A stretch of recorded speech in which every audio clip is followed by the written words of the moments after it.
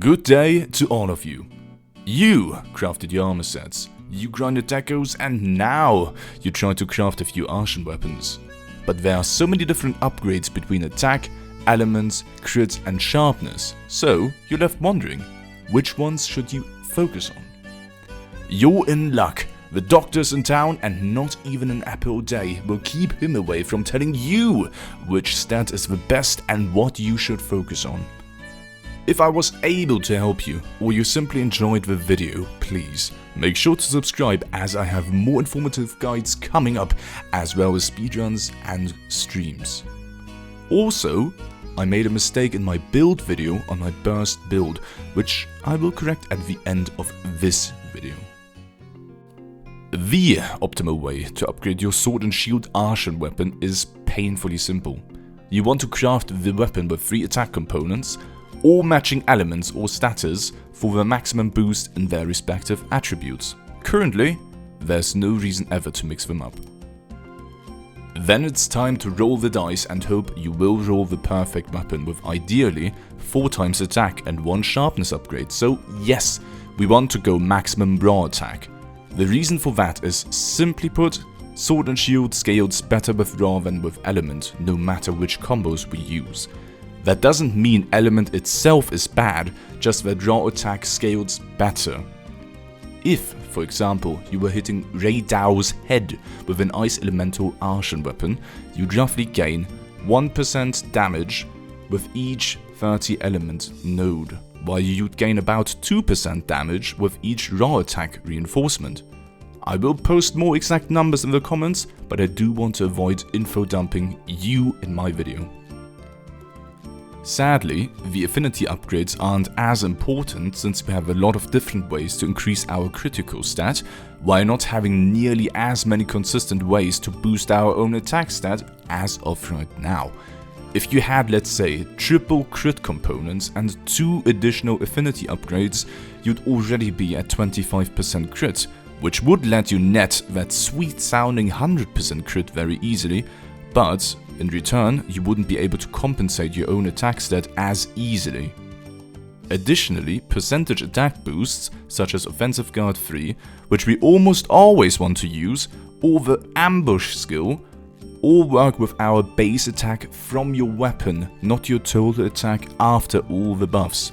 So the higher our weapon's attack is, the more we benefit from all the different percentage boosts to our attack. Now, that does not mean you should dismantle every non-perfect Artian weapon. Having 1 or 2 affinity upgrades should not be a deal breaker, neither the elemental ones, but do try to swap them out once you get better versions. Same goes for having 2 sharpness upgrades. Even with some suboptimal rolls, they are almost always stronger than the monster weapons you can craft once you get good level 3 decos. Noteworthy level 3 decorations for sword and shield are Offensive Guard, Critical Boost, Master's Touch or Razor Sharpness.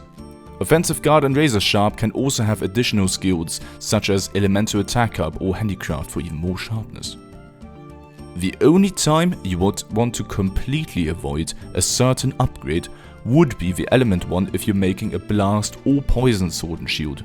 Plus 30 element in these 2 statuses barely provides any meaningful upgrade. And, for your interest, the damage difference between poison and blast over most tons is very negligible. They will perform similarly in most cases and will be strong options even on monsters where you optimally would use an elemental weapon. They will also be the best weapons against Arc Weld. To summarize, you really want 1 sharpness upgrade and afterwards try to get as much attack as possible. I sadly can't show you a run where I have a perfect one because I haven't gotten a perfect Artian weapon, not even close to that. So if you're wondering whenever I post a speedrun, why aren't you using an Artian weapon? Well, that's why. And now, to fix my mistake from the past video, I showed you guys a Burst 5 Weakness Exploit 5 build with the 2-piece Gurumagala set. If you made that build already, please just swap the Gurumagala chest and Arc Weld waist out for the Arc Weld chest and Gurumagala waist as shown in the video right now. you will lose 2 level 1 deco slots, but you will also gain 2 level 2 deco slots, allowing you to go for maximum height 3 instead of just 1 point. It was an unpleasant oversight from my end, and I do apologize to everyone.